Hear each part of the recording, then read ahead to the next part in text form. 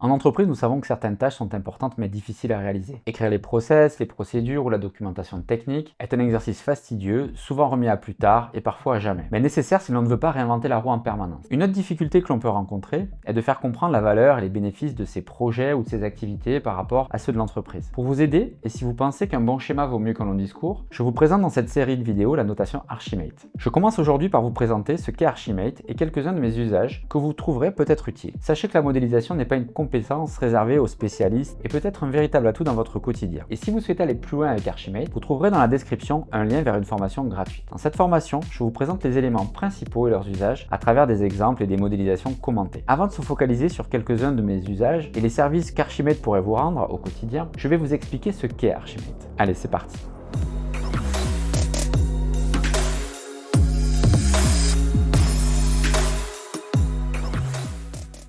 Archimate est un langage de modélisation. Mais un langage de modélisation, qu'est-ce que c'est? Un langage de modélisation est un ensemble de règles standardisées, normalisant des figures qui, quand on les combine, ont un sens et une logique spécifique. Alors il existe bien d'autres langages de modélisation, et pour bien comprendre ce qu'est Archimate, nous allons prendre en comparaison deux des plus connus, UML et BPMN. UML, pour Unified Modeling Language, était très utilisé dans l'industrie du développement et la programmation orientée objet. C'était notamment utilisé avant que les méthodes agiles et le courant DevOps se démocratisent. Et pour faire vivre et évoluer le langage, il y a un groupe d'entreprises et d'organisations qui s'appelle l'OMG pour Object Management Group. De notre côté, nous avons BPMN pour Business Process Model and Notation.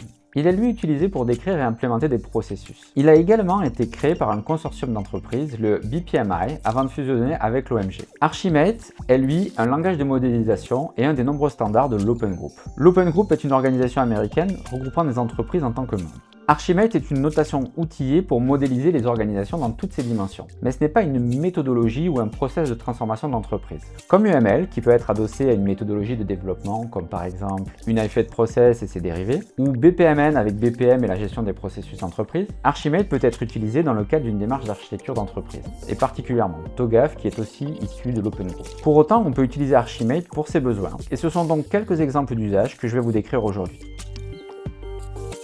Je ne sais pas vous, mais il m'arrive souvent d'avoir un tas d'idées, de transformation, d'organisation, de nouveaux projets. Et cela me semble toujours très clair et convaincant quand c'est dans ma tête, jusqu'au moment où il faut exprimer le concept, l'éprouver, y réfléchir. Et là, c'est tout de suite plus difficile. Pour pouvoir exprimer et poser ces idées, j'utilise Archimate. Pour cela, Archimate met à disposition des figures dans de multiples couches superposées. Pour autant, vous avez peut-être remarqué qu'une des couches est commune à toutes les autres. Cette couche est l'une des plus importantes et personnellement, je l'utilise beaucoup. C'est la couche motivation. Pour comprendre les usages de la couche motivation, vous connaissez sûrement le livre de Simon Sinek, Commencez par pourquoi. Il décrit l'importance de comprendre, de partager le pourquoi pour donner du sens à ce que l'on fait. Avec cette couche, on dispose d'éléments qui vont permettre d'exprimer des objectifs, des résultats d'analyse, les préoccupations, les parties prenantes, etc. Bref, c'est l'ensemble des forces qui motivent ce que l'on fait ou prévoit de faire. Ainsi, je l'utilise pour décrire les motivations des évolutions sur lesquelles je peux intervenir dans l'entreprise. Voici quelques exemples. Identifier les objectifs d'un projet, analyser une situation impliquant un plan d'action, s'appuyer sur les valeurs ou les missions de l'entreprise pour modéliser sa stratégie, comprendre le contexte de la répartition géographique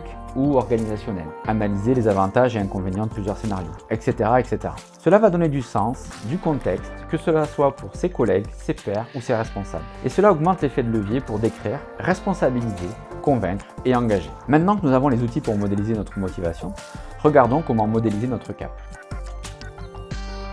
La démarche stratégique d'une entreprise permet de définir un cap et des objectifs inscrits sur le moyen et long terme. Archimate va nous permettre de modéliser tout cela grâce à la couche stratégie. Les éléments de la couche mettent en avant les plans d'action, les capacités et les ressources que l'on mobilise pour mener cette stratégie. Et grâce à la modélisation de la stratégie, nous allons pouvoir prévoir les projets qui permettront à l'entreprise d'évoluer et de se transformer. Les projets liés se modélisent par la couche implémentation et migration. Alors cela ne remplacera pas des outils de gestion de projet et ce n'est pas fait pour, mais elle permet de représenter les liens entre chaque projet, les livrables et la valeur attendue. Quand on mène une multitude de projets en parallèle avec la tête dans le guidon, il est souvent difficile d'avoir du recul pour prioriser, arbitrer et agir. La modélisation avec Archimate va permettre d'articuler ensemble plusieurs projets. Je m'en sers régulièrement pour présenter un programme, un portefeuille de projets ou les jalons d'un projet particulièrement important. Cela permet d'apporter de la compréhension, de la visibilité aux personnes impliquées dans le projet et aux parties prenantes externes. Une fois la vue d'ensemble des projets acquises et maîtrisés, il ne faut pas oublier un autre élément essentiel. Il s'agit de la documentation.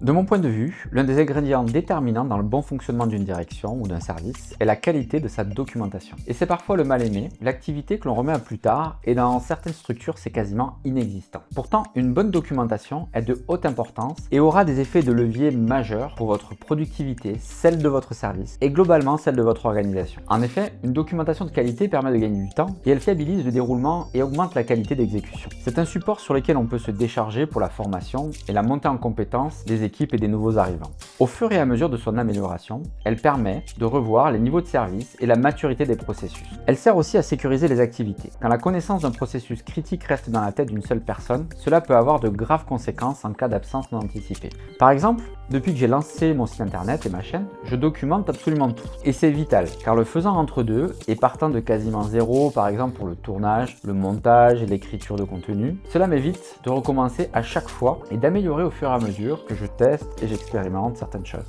Vous l'avez compris, documenter est crucial et les 3 dernières couches du cœur d'Archimate seront des alliés précieux pour vous aider à renforcer vos documentations opérationnelles. La couche métier permet de modéliser les directions, les services et le fonctionnement de votre organisation. J'utilise les éléments de cette couche pour décrire des processus, des services métiers, les flux organisationnels et tout ce qui est au cœur des métiers de l'entreprise. Enfin, nous finirons par un élément prépondérant. Il s'agit des couches permettant de modéliser le système d'information. Vous le savez, les applications sont aujourd'hui prépondérantes et au cœur des métiers des organisations. Les 2 dernières couches sont dédiées à la modélisation des systèmes d'information. Avec ces 2 couches, nous avons la possibilité de faire des schémas et un niveau de détail et de technicité élevé. Mais nous allons aussi pouvoir faire le lien entre les métiers et le système d'information. Pour cela, Archimate donne la possibilité de faire abstraction d'éléments ou de systèmes complexes. Alors, il est possible de relier les applications utilisées par une direction ou un processus transverse. Ou alors pour des besoins plus techniques. Je m'en sers personnellement pour à peu près tout. Par exemple, pour l'architecture des applications, les infrastructures IT, les interconnexions réseau, les processus de reprise d'activité, etc., etc. En terminant par ces 2 couches, je voulais partager avec vous le fait que même si Archimate fait une grande part au système d'information, c'est également un atout pour modéliser les métiers et les trajectoires de la transformation d'une entreprise. Et il n'est pas nécessaire d'être informaticien ou architecte pour l'utiliser sans cesse. N'oubliez pas que les usages les plus importants sont ceux qui vous seront utiles. J'espère vous avoir convaincu de la valeur que peut vous apporter Archimate pour vos tâches et votre activité. Si vous souhaitez en savoir plus, voici 3 petits conseils pour démarrer.